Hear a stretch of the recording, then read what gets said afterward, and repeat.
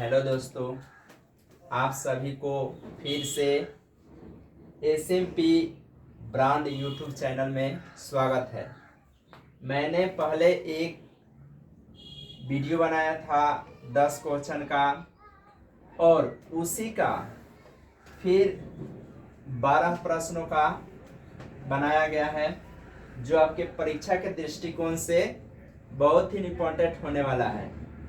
तो आप इसे याद करें और यदि आप पहले वीडियो नहीं देखे हैं तो जाकर देख लें और उसी का ये दूसरा पार्ट है। तो टोटल जो है 22 क्वेश्चन ऐसे हैं जो परीक्षा में आने वाले हैं। तो आप लोग दोनों वीडियो देख लें और इसे याद करने की कोशिश करें। इसमें बोल रहा है पहला प्रश्न कि सिख संप्रदाय के लिए पटना नगर क्यों महत्वपूर्ण है। तो सिख संप्रदाय के लिए पटना नगर इसलिए महत्वपूर्ण है क्योंकि सिख धर्म के जो सबसे अंतिम गुरु थे गुरु गोविंद सिंह, उनका जन्म पटना में ही हुआ था। इसी कारण से सिख संप्रदाय के लोगों के लिए पटना जो है काफी अधिक महत्वपूर्ण है। और पटना में और इनके जन्मदिन पर हर एक वर्ष बहुत दूर दूर से सिख धर्म के मानने वाले लोग इनके दर्शन करने के लिए आते हैं। इसीलिए पटना जो है सिख संप्रदाय के लोगों के लिए बहुत ही अधिक महत्वपूर्ण है। दूसरा क्वेश्चन है कि भगवान बुद्ध ने पटना के संबंध में क्या कहा था। तो भगवान बुद्ध ने पटना के संबंध में भविष्यवाणी करते हुए उन्होंने बोले थे कि पटना जो है आने वाले समय में एक दिन बहुत बड़ा महानगर में के रूप में साबित होगा और यह जो है यह शिक्षा का बहुत ही बड़ा केंद्र होगा, जो पहले से भी था और आगे भी चलकर यह शिक्षा का केंद्र होगा। और परंतु शिक्षा का केंद्र होगा और यह बहुत ही नाम कमाएगा, परंतु यह आकस्मिक घटनाओं से हमेशा क्षतिग्रस्त होते रहेगा, जैसे बाढ़, सुखाड़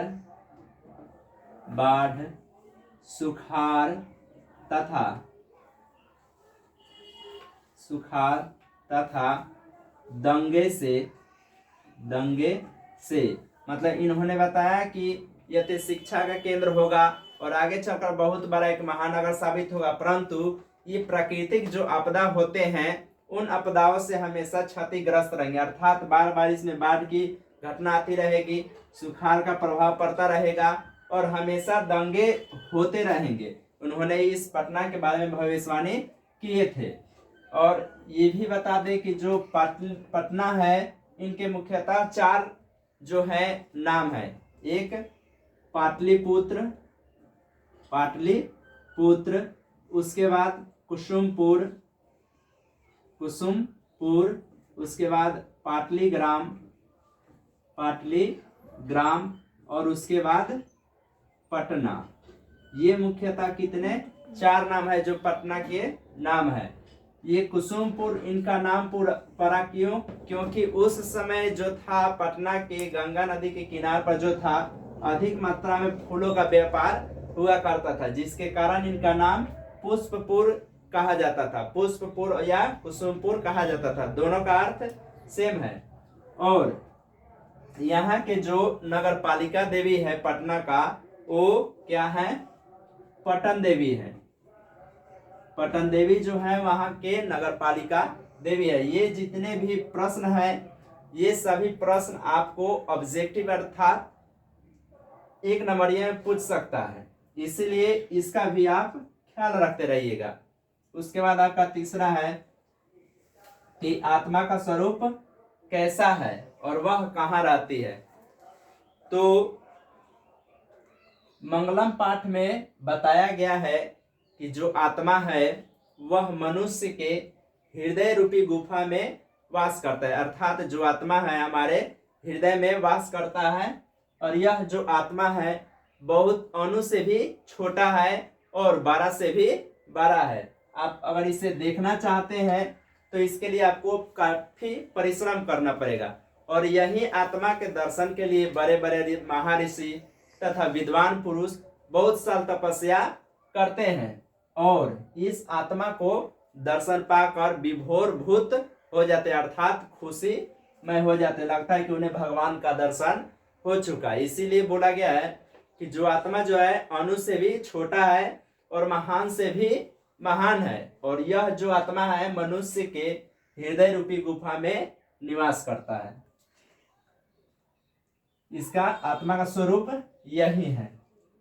उसके बाद अगला है कि 4 नंबर क्वेश्चन कि भारतमय में पाठ के अनुसार बताइए कि हमारी मातृभूमि कैसी है। तब भारतमय में पाठ में देवता लोग कहते हैं, गीत गाते हुए कहते हैं कि धन्य है वो पुरुष जो भारत जैसे पवित्र भूमि पर जन्म लिए है, क्योंकि भारत जो है बहुत ही पवित्र और निर्मल और वत्सलय है, क्योंकि यहाँ पर लोगों के बीच जो प्रेम है बहुत ही अटूट है, या यूं कहिए इसमें जो एक अतिथि को आदर सत्कार किया जाता है वैसे दूसरे देश से आए हुए लोगों का आदर सत्कार होता है।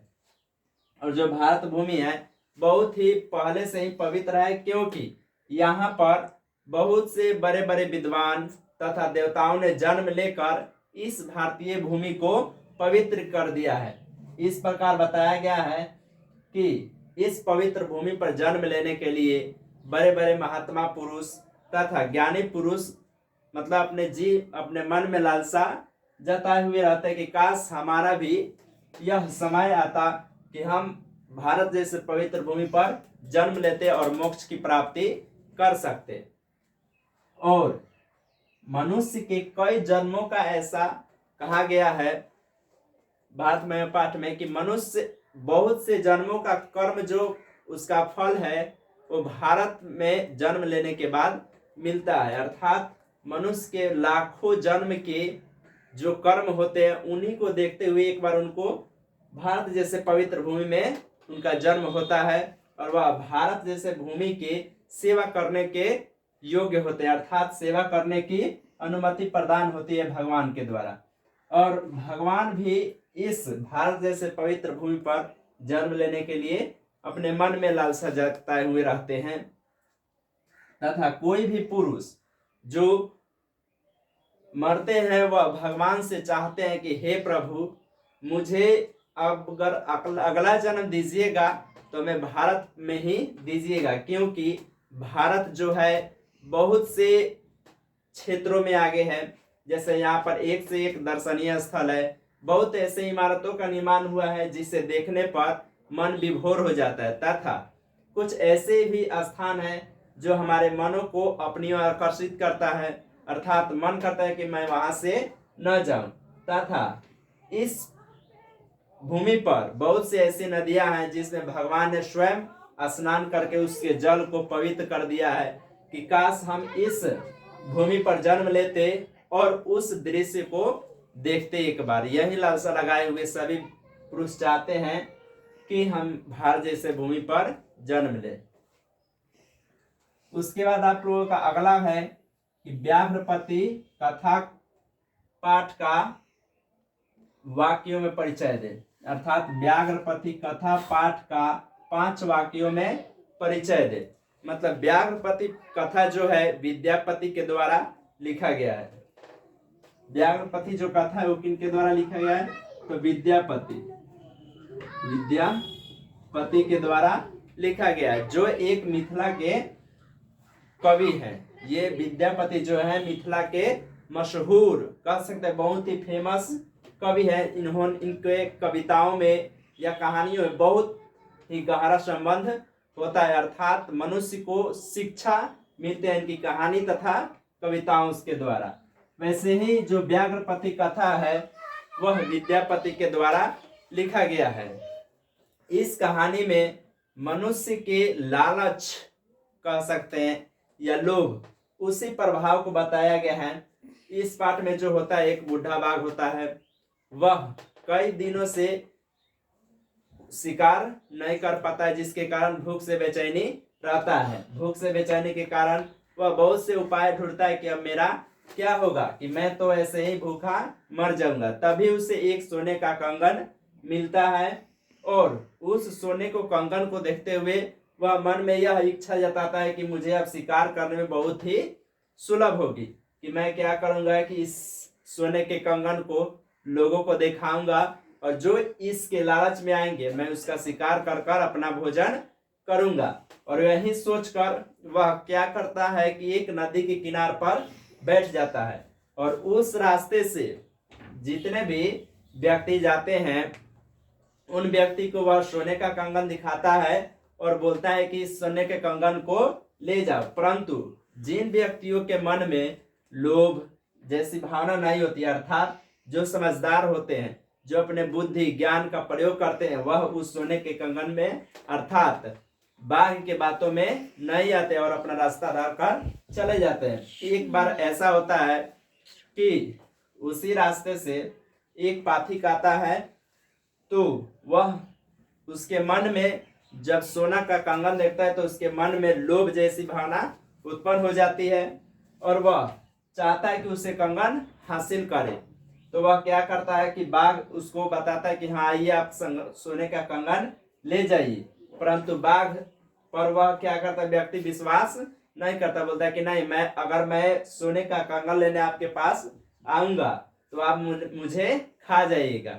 तब क्या करता है बाघ, बोलता है कि नहीं, ऐसा बात नहीं है कि मैं जो हो गया हूँ, बहुत ही बूढ़ा हो गया हूँ, मेरे नाखून और जो पैर के है, मैं चलने की शक्ति नहीं है, मैं आपका शिकार कैसे कर सकता हूँ कि आप आइए और इस सोने के कंगन को ले जाइए। तब भी विश्वास नहीं करता पाथिक। फिर बोलता है कि हे पाथिक, मैं शिकार करना छोड़ दिया हूँ, क्योंकि मैं जवानी में जब था तो बहुत से गायों तथा उनके बछड़ों को हत्या कर दिया हूँ, जिसके कारण मुझे हत्या का दोष लगा है और इसी हत्या के दोष के कारण मेरा पुत्र, पत्नी तथा वंश पूरा समाप्त हो गया है और मैं इस समय वंशहीन हो गया हूँ। एक ज्ञानी पुरुष ने मुझे यह कहा कि आप अंतिम समय में कुछ दान पुण्य करें ताकि आपका सुख से अर्थात अच्छे से मृत्यु हो जाए, तो ये मैं कार्य कर रहा हूँ। ये जो बोलता है अपना अहिंसक सिद्ध करने के लिए बात बोलता है पाथिक से। उसके बाद कुछ समय के बाद पाथिक सोचता है और सोचने के बाद जब उसके मन में लोभ आ जाता है तो वह बाघ के बातों में आ जाता है और वह सोने की थी करने के लिए, सोने को लेने के लिए, कंगन को लेने के लिए वह बाघ से पूछता है कि बताइए शेर महाराज, बाघ महाराज, हम इस कंगन को पाने के लिए मुझे क्या करना होगा। तब बाघ कहता है कि पहले जाओ और यह बगल के जो नदी है इसमें स्नान कर कर आइए, पवित्र होकर आइए और उसके बाद यह सोने का कंगन पाइएगा। और जो पाथिक होता है वह बाघ के बातों में आकर उस नदी में स्नान करने के लिए जाता है। जैसे ही जाता है तो उसका जो पैर है दलदल के कारण उस नदी में पानी नहीं रहता है और दलदल होता है, जिसके कारण उस पाथी का जो पैर होता है धीरे धीरे उसमें धंसने लगता है और पाथिक जो होता है बुरी तरह नदी में फंस जाता है। जब देखता है बाघ कि वह पूरी तरह फंस गया तब उसके ओर तेजी से जाता है और उसे मार गिराता है। तो इससे, इस पाठ से विद्यापति यह बताना चाहते हैं कि हे मनुष्य, हे जीव, आप जो ज्ञानी हैं उस ज्ञान का प्रयोग कीजिए, अर्थात आप जो ज्ञान प्राप्त करते हैं उस ज्ञान का प्राप्त कीजिए और अपने मन से लोभ जैसी भावना को हटा दीजिए। नहीं तो जो लोभ है उसका परिणाम जो होता है क्या होता है, दुष्परिणाम होता है। अर्थात यदि आपके मन में लोभ जैसी भावना हुई तो आपका विनाश अवश्य है। इस पाठ से हमें यही शिक्षा मिलती है। बस यही इतना लिख दीजिएगा पूरा कहानी के बारे में तो आपको नंबर पूरी तरह मिल जाएगा। उसके बाद है अगला क्वेश्चन कि नीति श्लोक पाठ के अनुसार मूर्ख की परिभाषा बताए। तो नीति श्लोक पाठ में मूर्ख के बारे में यह कहा गया है कि मूर्ख किसे कहा जाता है, कौन से पुरुष है जिसे मूर्ख कहा जा सकता है।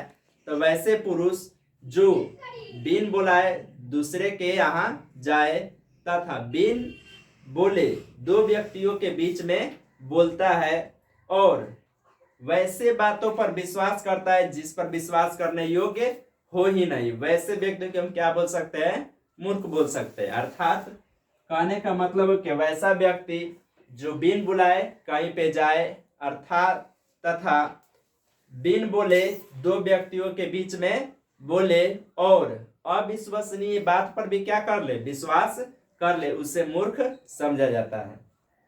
उसके बाद बोला गया है कि मंगलम पाठ के आधार पर बताइए कि सत्य का स्वरूप क्या है।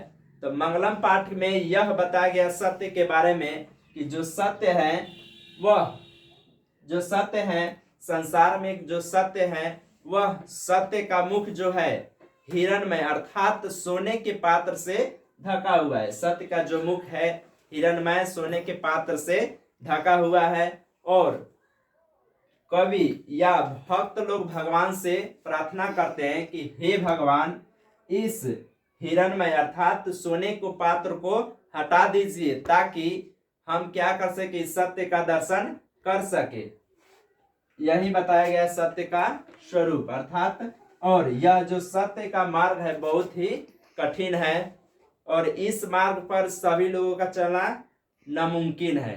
अर्थात सत्य के मुख पर वही, सत्य के राह पर वही चल सकते हैं पुरुष जो सत्य के बारे में जानते हैं, और जो सत्य है वो हमेशा जो होता है सत्य की विजय होती है। हमेशा जो सत्य होते हैं, सत्य लोग ही होते हैं, उन्हें हमेशा विजय प्राप्त होते हैं। अर्थात बोल सकते हैं कि मंगलम पाठ में सत्य के बारे में यह बताया गया है कि सोने का जो सत्य का जो मुख है वह सोने के पात्र से ढका हुआ है और बड़े बड़े विद्वान पुरुष महात्मा भगवान से प्रार्थना करते हैं कि हे प्रभु, इस सोने के पात्र को सत्य के मुख से हटा दीजिए ताकि हम क्या कर सके? इसका दर्शन कर सके। और सत्य का याद रखिए, सत्य का हमेशा क्या होता है? विजय होता है। उसके बाद है चंद्रगुप्त मौर्य और अशोक के समय पटना की रक्षा व्यवस्था क्या थी। तो देखिए चंद्रगुप्त मौर्य और अशोक के समय जो पटना की रक्षा व्यवस्था थी काफी मजबूत थी, काफी दर्शनीय थी। मतलब कह सकते हैं कि उस समय उन लोगों के समय जो पटना की रक्षा व्यवस्था थी बहुत ही अच्छी और उत्कृष्ट थी। अर्थात किसी प्रकार की कमी नहीं थी, या तो दर्शनीय स्थल भी थी और शिक्षा का केंद्र भी था। अर्थात सभी जगहों से जो पटना थी बहुत ही संपन्न रूप से अच्छी थी और उत्कृष्ट थी और काफी मजबूती थी। इन लोगों के बीच पटना को लेकर जो सैनिक व्यवस्था थी बहुत ही काफी अच्छी थी। अर्थात बोल सकते हैं कि पटना का जो रक्षा व्यवस्था है कि कोई ऐसा नहीं सोच सकता है कि हम पटना पर अटैक करें, मतलब आक्रमण करें, क्योंकि उस समय जो चंद्रगुप्त मौर्य और अशोक के समय जो थी सेना उसमें काफी उसके रक्षा के लिए बहुत से तैनात की गई थी। अर्थात इस पर कोई भी राजा अगर आक्रमण करना चाहता तो इस पर नहीं कर पाता, क्योंकि सबसे महाप्रतापी राजा अशोक वहां का राजा था और यह पटना के रक्षा व्यवस्था में कोई कमी नहीं की थी। इसीलिए बोल सकते हैं कि पटना की रक्षा व्यवस्था जो थी चंद्रगुप्त मौर्य के और अशोक के समय बहुत ही अच्छी और उत्कृष्ट थी और शोभनीय थी।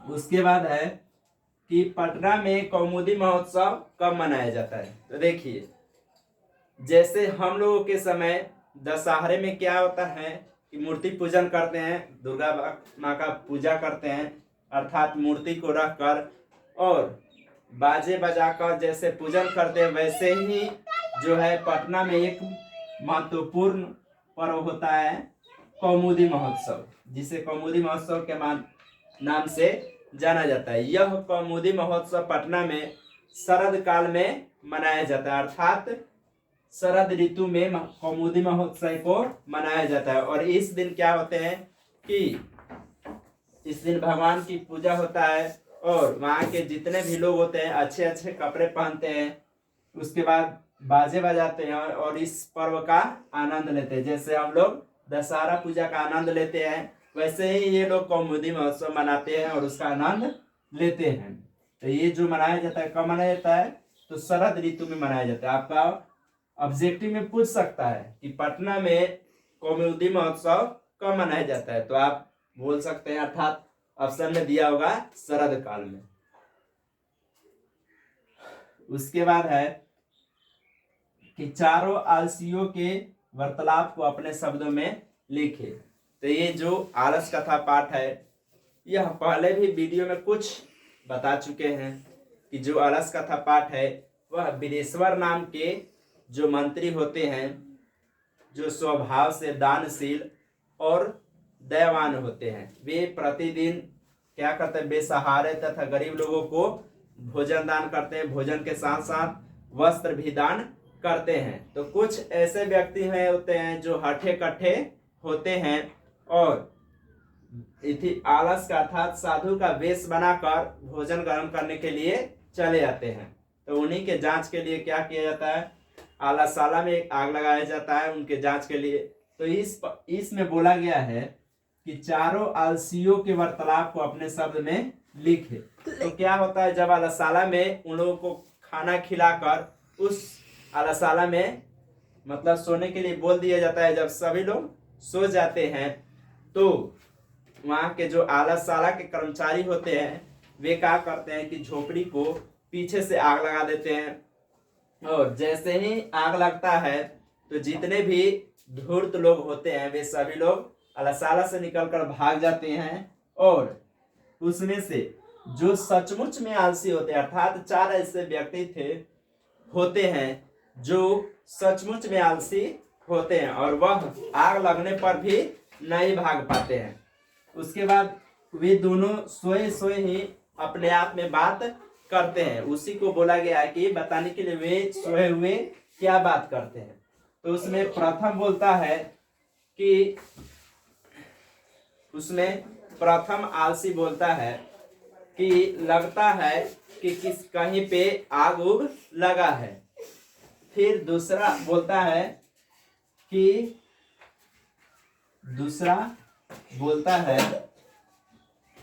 कि कोई ऐसा नहीं, सॉरी, इसमें प्रथम आलसी बोलता है कि ये कैसा कोलाहल मचा हुआ है, अर्थात बाहर जो हल्ला गुला होता है जब आग लगता है तो लोग क्या होते हैं उस आग को बुताने के लिए जाते हैं, तो कुछ हल्ला गुला अर्थात शोरगुल मचते हैं। तो वही सुनता है पहला आलसी, तो बोलता है ये कैसा शोरगुल है। तब दूसरा आलसी बोलता है कि लगता है कि किसी के घर में आग लगा है और उसे यह पता नहीं होता है कि उस जिस झोपड़ी में सोया है उसी में आग लगा है। तो फिर तीसरा बोलता है कि तीसरा आलसी बोलता है कि कोई ऐसा धार्मिक व्यक्ति नहीं है जो हम लोगों के मुख के ऊपर भीगा हुआ कंबल डाल दे या वस्त्र डाल दे जिसके कारण हमारा शरीर न जले। तब भी चौथा आलसी बोलता है कि तुम तीनों क्या बात कर रहे हो, क्यों शोरगुल मचा रहे हो, चुपचाप नहीं रहो और सो जाओ। यही सब तीनों जो होते हैं आपस में चारों आलसी वार्तालाप करते हैं। अर्थात बोल सकते हैं कि चारों आलसी के बीच यह बात होता है। उसमें प्रथम जो आलसी होते हैं वह बोलता है कि यह कैसा शोरगुल है। तब दूसरा उसका उत्तर देते हुए बोलता है कि लगता है कि गांव में कहीं पे आग लगा है। तब तीसरा बोलता है उसमें से, उस चारों में से तीसरा बोलता है कि कोई ऐसा धार्मिक व्यक्ति नहीं है जो हम लोगों के ऊपर भीगा हुआ कंबल या वस्त्र डाल दे। तब उसके बाद चौथा बोलता है कि आप लोग शोरगुल ना मचाएं और शांति से सोने दे और आप भी सोइए। यही जो है चारों के बीच बात होता है। तो ये जितने भी बात हमने बोले हैं चारों आलसियों के बारे में, वे सभी आपको ऑब्जेक्टिव में भी पूछ सकते हैं कि द्वितीय आलसी की क्या बात थी, प्रथम आलसी की बात क्या थी, चौथे आलसी की बात क्या थी। ये जितने भी हैं वे ऑब्जेक्टिव में भी बोल सकते हैं। यहाँ पे 10 नंबर। उसके बाद है कि भारतीय जीवन में संस्कार का क्या महत्व है। तो देखिए हमारे जो संस्कार अर्थात हमारे भारतीय होने का पहचान जो है संस्कार से ही होते हैं। क्योंकि संस्कार जो हमारे हैं, भारत के संस्कार जो होते हैं बहुत ही अच्छे और प्रशंसनीय है, अर्थात प्रशंसा करने योग्य है। भारत के जो संस्कार है उनकी प्रशंसा बहुत से देशों में होती है। और इसीलिए बोला गया कि भारतीय जीवन अर्थात भारत के जितने भी व्यक्ति हैं उनके जीवन में संस्कार बहुत ही अधिक महत्वपूर्ण है, क्योंकि संस्कार से ही उसकी तथा उसके पूर्वजों की अर्थात उसके घर परिवार की पहचान होती है। अर्थात हम बोल सकते हैं कि संस्कार से ही आपके पूरे जीवन का रहस्य अर्थात आपके पूरा जो विवरण है वह संस्कार ही दे सकता है। अर्थात यदि आपका संस्कार अच्छा है लोगों के प्रति तो आप अच्छे व्यक्ति कहलाएंगे, और आपका संस्कार अगर खराब है तो आप बुरे व्यक्ति कहलाते हैं। अर्थात संस्कार पर ही किसी व्यक्ति के चरित्र का अनुमान लग जाता है। इसीलिए जो बोला गया संस्कार हमारे जीवन का महत्वपूर्ण कह सकते हैं वस्तु है। अर्थात संस्कार बहुत ही अच्छा होना चाहिए, क्योंकि संस्कार से हमारे पूर्वजों को, हमारे माता पिता को तथा देश को सभी का संबंध जुड़ा होता है। उसके बाद है मंदाकिनी नदी नाचते हुए क्यों प्रतीत होती है।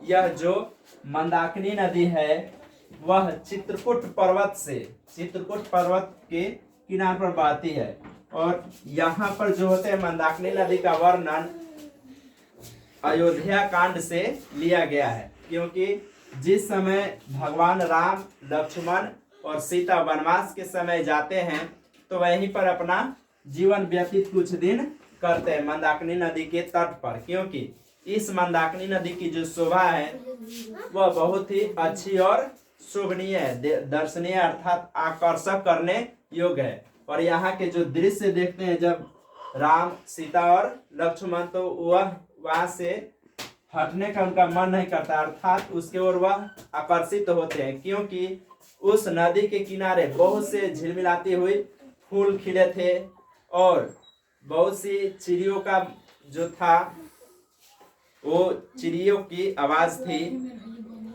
और बोल सकते हैं कि वहां पर जो थे उस नदी का वर्णन अगर किया जाए तो बहुत ही कम है, बहुत ही अच्छा है। और मंदाकिनी नदी जो है मंदाकिनी नदी के किनार के चारों ओर बहुत से फूल, रंग बिरंगी फूल खिले होते हैं तथा झाड़ियां होती है।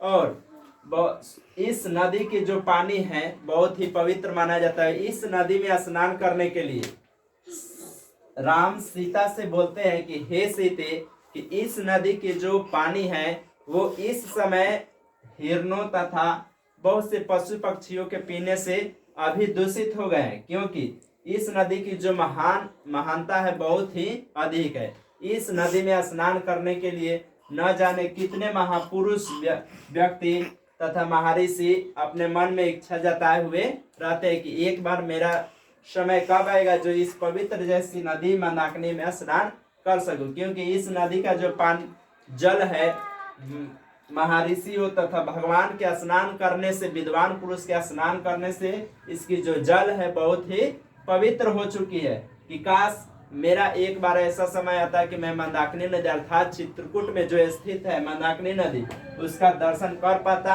और उसमें स्नान कर कर पवित्र होता। ये जो है राम सीता को संबोधित करते हुए इसका वर्णन करते हैं। और मंदाकिनी नदी जो है अपने आप में नाचती हुई प्रतीत इसलिए आती है क्योंकि जब तेज हवाएं बहती हैं तो उसके किनारे जितने भी फूल होते हैं तथा झाड़ियां होती है उनके पत्ते जो होते हैं हवा के कारण इधर उधर डोलते हैं, जिसके कारण लगता है कि मानो मंदाकिनी नदी ही आपस में चारों ओर क्या हो रही है, नाच रही है। अर्थात कह सकते हैं कि जोर आंधी बहने के कारण पेड़ पौधों की टहनियां तथा फूलों को इधर उधर गति करने के कारण जो नदियां हैं मंदाकिनी नदी वह क्या होती है, नाचते हुए प्रतीत होती है। और यह मंदाकिनी नदी जो है इसका वर्णन बहुत अच्छे से राम जो किए हैं सीता के समक्ष, बोलते हैं कि इस नदी में जो है, और इस नदी का शोभा और वहां में जो हंस होते हैं उस नदी की शोभा और बढ़ाते हैं, क्योंकि जब सुबह प्रातः काल और संध्या काल में क्या होते हैं कि हंसों का झुंड एक कतारबद्ध अर्थात एक लाइन में चलकर उसका और उसकी शोभा को अर्थात मंदाकिनी नदी की शोभा को और भी बढ़ाते हैं, क्योंकि वह देखने में अच्छा लगता है और वह मीठे मीठे स्वर में अपने आप में ना लगता है कि ऐसे कुछ कह रहे हो और गति करते हैं। और ये सभी जो दृश्य है वहाँ के बहुत ही आकर्षित करती है।